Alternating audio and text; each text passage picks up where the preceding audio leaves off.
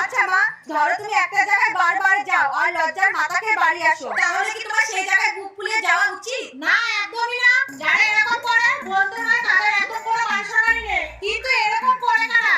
এই যে Pakistan cricket team আসবে এতখানি বুক ফুলিয়ে আর যাবে ক্যাও ক্যাও করতে করতে, এদের আবার কত বড় বড় কথা।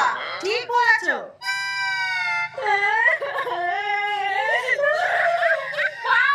আপনার ছেলে আমাকে মেরেছে। মেরেছে কেন? আমি বলেছি আমার একটা স্বপ্ন আছে আর আপনার ছেলে আমার স্বপ্ন পূরণ করতে দেবে না। এইগুলো কি মা? সবারই নিজস্ব স্বপ্ন থাকে, ওরও আছে, দাদা কেন ওর স্বপ্নগুলো পূরণ করতে দেবে না? সত্যি এগুলো তো একদমই অন্যায়। চলো তো ওর কাছে। কি রে, তোর মধ্যে কি কোনো মনুষ্যত্ব নেই? তুই বউটাকে ধরে মারলি? ওর কি কোনো স্বপ্ন থাকতে পারে না? ওর স্বপ্ন না, জানো ওর স্বপ্ন কি? যেটাই থাক পূরণ